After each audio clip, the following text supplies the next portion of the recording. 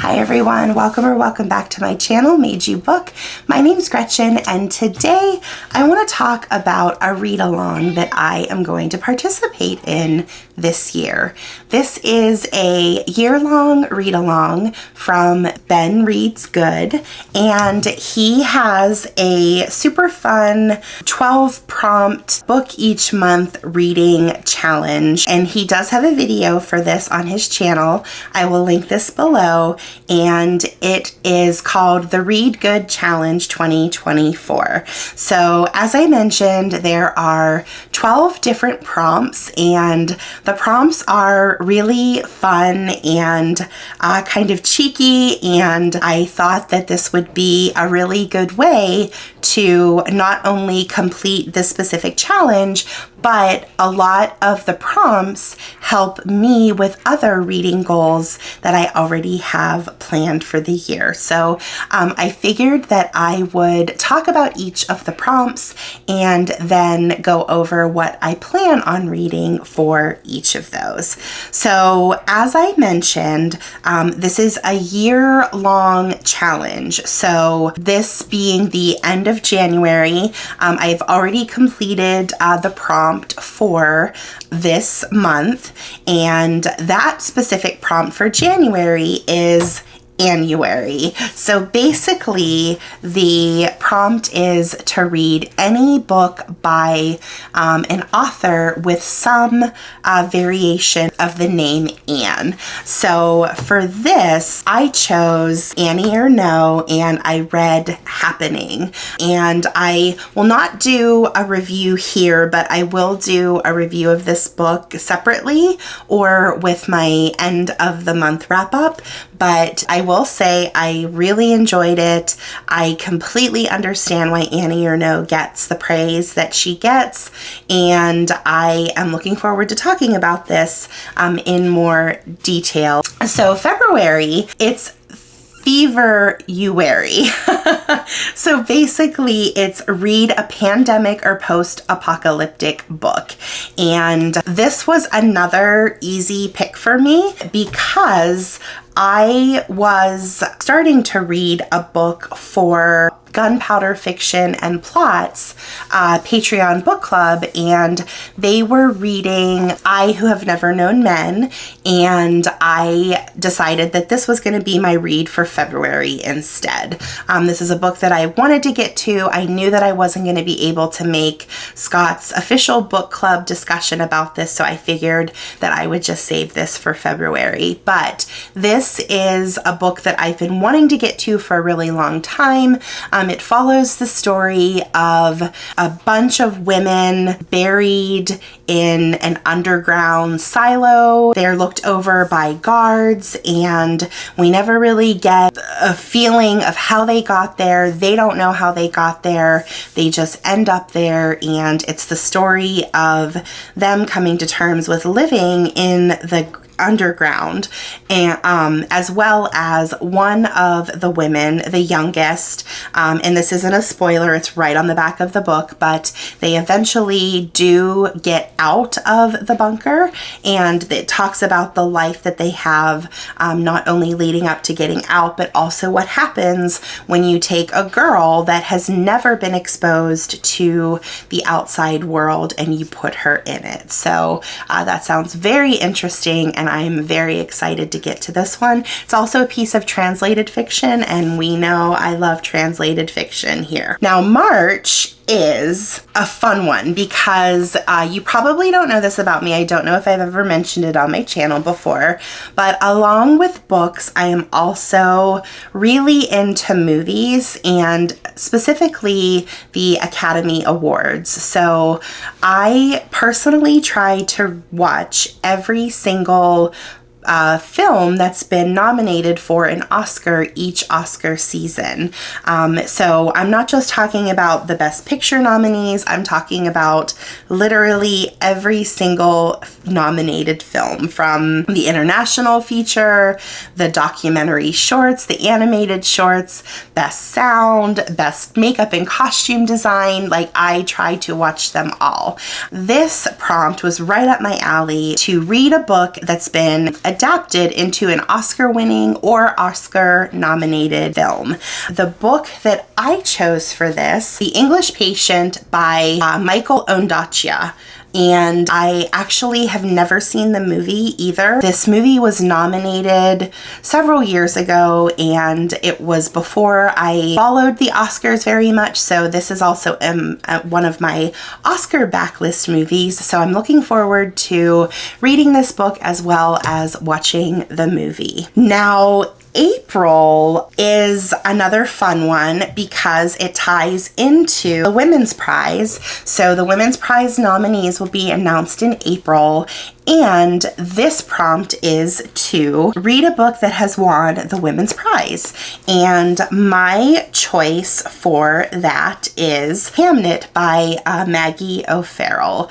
This is a book that I have been meaning to get to since it came out, and it's time. I have heard such wonderful things about this book. I read The Marriage Portrait last year. It was nominated for the Women's Prize, and I thoroughly enjoyed it, and I'm looking forward to getting to this one because so many people that didn't care for The Marriage Portrait loved this book, and I really did like The Marriage Portrait, so I think that I'm really gonna like this one. Now, the next one is funny because I can also check this off of my Booker backlist, and that is going to be the prompt for magical realism. So the Maze prompt is to read a magical realism book, and I love magical realism books. I am a huge fan of them, and there is also one specific book that I did not get to for the 2022 Booker long list,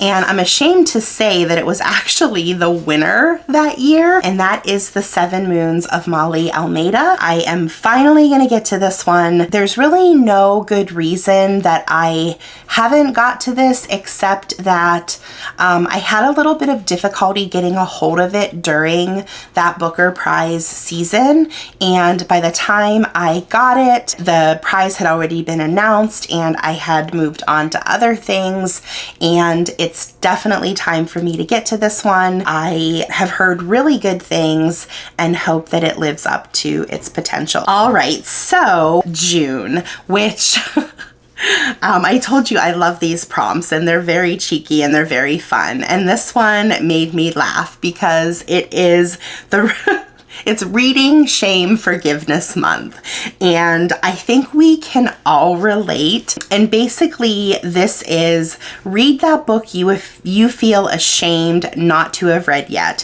whether it's the book that's been on your shelf the longest or one you've told everyone you've already read but actually you haven't. No judgment here. And there's actually kind of two that I'm going back and forth with. In Ben's video, he does mention some of the books that he wants to read, and one of the ones that he mentioned is also in my Book of Shame list, and I really want to get to this year, but I'm also not sure if June is going to be the right month for me to read it. So I do have two options for this one. The first one being the one that is also on Ben's shame list is Jane Eyre. I have never read Jane Eyre, and I am so ashamed of that fact. There's once again no reason why I haven't read this. I've been wanting to get to it for a really long time. It just hasn't been a priority for me. Now, the reason that I chose this finally, and I do plan on getting to it this year, but I'm also a part of the Hardcore Literature book club that Ben McAvoy runs, and this is one of the books that he plans on having in his book club this year. So he's going to do a deep dive into it, and I love reading classics alongside his lectures, so I'm not sure exactly when this is scheduled to be read. If it's prior to July or in July, or I'm sorry, June, I should say, then I will choose this one. However, However, if it's going to be done later, I'll probably wait to read this book later once his lectures are going, so that I can follow along with those. So my backup in case is The Kite Runner by Khaled Hosseini. And once again, it's called the shame month for a reason when it comes to books, because I shamefully have never read this book. I don't know where I have been. This book has been out forever, and every year I tell myself, this is the year you're gonna read it, Gretchen, and I never get to it. So we're gonna try to make 2024 the year I finally get to The Kite Runner. I don't think there's a person out there aside from me that hasn't read this book, so hopefully by the end of this year, I can no longer feel the shame that I feel when somebody asks me if I've ever read The Kite Runner. July is right up my alley because this is read a work in translation. And we all know I always have a huge arsenal of books in translation to read. And the one that I am going to choose is Swallowing Mercury by Wioletta Greg. Now, this is not only a translated piece, you'll notice that it was also longlisted for the International Booker, so this will be a Booker backlist for me as well, and I am really excited to get to this one. So this, oh, I forgot to mention, this is translated by Eliza Marciniak, and I am not terribly familiar with this book, but I have heard good things. I heard, so basically it says, in the celebrated debut from prize-winning poet Wioletta Greg, Viola looks back on her youth in a close-knit agricultural community in 1980s Poland. Her memories are precise, intense, distinctive, sensual. A playfulness and whimsy rise up in the gossip of the village women, rumored visits from the Pope, and the locked room in the dressmaker's house, while political unrest and predatory men cast shadows across this bright portrait. In prose that sparkles with a poet's touch, Wioletta Greg's debut animates the strange wonders of growing up. And I think that that just sounds fantastic. Now we have August. And August is another prompt that is right up my alley. Part of why I love Ben's channel so much is that we have very similar reading tastes, and he is also a huge fan of the Booker Prize. So August is to read a book nominated for a Booker Prize. So this was very difficult for me to choose because I am actually inundated with books that are on my Booker backlist. So I kind of decided on The Sense of an Ending by Julian Barnes, because this is another book of shame for me. So many people have read this one and I feel like I'm missing out because I haven't. So this is the year that I prioritize this book and I'm looking forward to it. This is, I think, set in an academic setting, and it's from what I understand, it's a man looking back on his days in academia and the friends that he had during those days. I'm sure there's much more to it than that, but that's what I know of it. And I believe that there is a movie to this as well. So I'm looking forward to getting to this one in August. Okay, September. So September is Read a Short Story Collection. So one of the other things that I really try to do as a reader is to read a short story collection each month.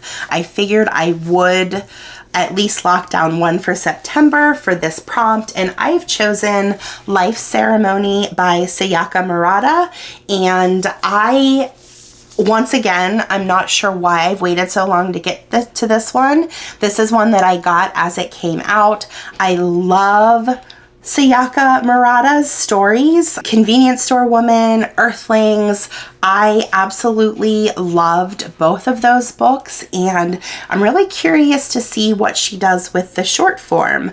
Although both of those books were not terribly long, I think Convenience Store Woman is more of a novella, but I just love her uniqueness, and she is just weird and wonderful as an author. Like, she just has these weird topics and she's not afraid to shock the reader, and I really appreciate her as an author. So I'm looking forward to seeing what her short stories get into. Here's another funny prompt. So October is actually Ugtober. So the prompt is to read a book with an ugly cover. Now, this one, I think that covers are so subjective. Like, you can have two different readers look at a cover and one think it's beautiful and one think that it's ugly. I looked through a lot of books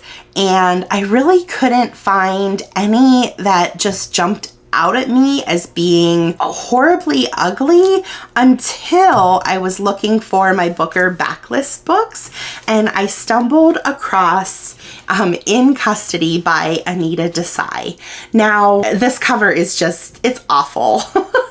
I mean, it really is awful. So the colors don't really go together. We have a pastel and we have like a prime color, and it's just not working for me. Where is there anything on this cover that tells you what this book is about, what kind of feeling it's going to make you have while you read it? And I understand this book was published early 80s, and I know 84. So I know that used to be on trend, but yeah, it's horrible. And I don't think that anybody is going to argue with me and say, Gretchen, that is one of the most beautiful covers I've ever seen. So I feel like this is pretty neutral, and a lot of people would probably agree that it's not the sexiest cover out there. I hope that it's good. It's a Booker backlist, so hopefully we enjoy In Custody more than we enjoy the cover. Okay, so the next prompt is for November, and November's prompt is no paragraph break Vember. So this is read a book with few or no paragraph breaks. So what I am going to read is another Booker backlist, and that is Milkman by Anna Burns. This book I have heard such great things about, and it's one that I am kind of intimidated by. I don't know why, and it may be because, you know, looking at the format, we really do have paragraphs that run on for pages and pages with very little breaks. There are actually very few chapters in this book as well. I think there's only like 7 or 8 chapters, and the book is 350 pages long. So it's dense, it has very small font, and like I said, there's very few page breaks. Actually, that was a really good page to open up on. We have 0 paragraph breaks, and you can hopefully see how small the writing is. This book is one, like I said, that has been on my radar since it has come out. I just haven't had a chance to get to it. And what I think that I'm gonna like about this, and something that kind of draws me to it, is that this book is about a girl that's she's just kind of like the outcast of her neighborhood and her community, and she really likes to fly under the radar. And one day she catches the eye of some local paramilitary known as the Milkman, and he begins to pursue her, and she becomes, like, I guess kind of freaked out, like she's trying to avoid him and escape him. And I think that the book turns pretty like sinister and creepy, and I am really looking forward to kind of digging into this very unassuming but supposedly unsettling book. So that'll be my prompt for no paragraph breaks Vember. And last but not least, we get to December, and December, it is Indie-cember, which is read a book published by an indie press.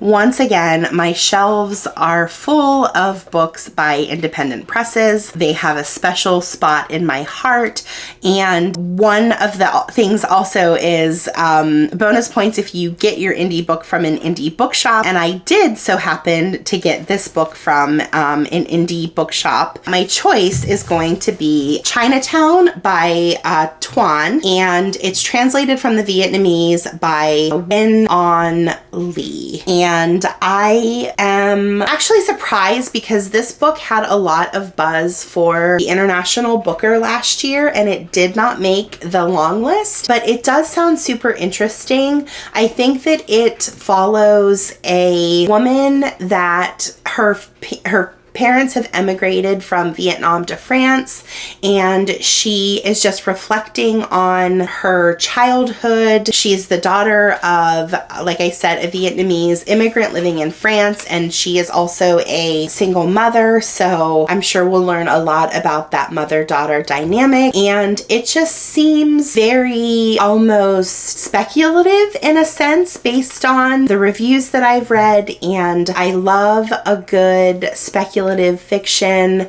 on top of it being translated, so I'm really looking forward to getting to this one as well. And it is from, oh, I forgot to mention, it's from Tilted Axis Press. If you haven't ever read anything from Tilted Axis Press, they are a fantastic indie publisher out of the UK, and they are constantly putting brilliant books out there. So looking forward to getting to this one, and that's it for all 12 prompts. So any of you out there, are you planning on joining Ben for his read along? I told you that it's being hosted on Storygraph, I think. If not, it's being hosted on Storygraph, and I really also enjoy looking at the prompts and what other readers are choosing to follow. So if you're interested in following that, I'll put the link in the comments. You can look to see what other readers have chosen.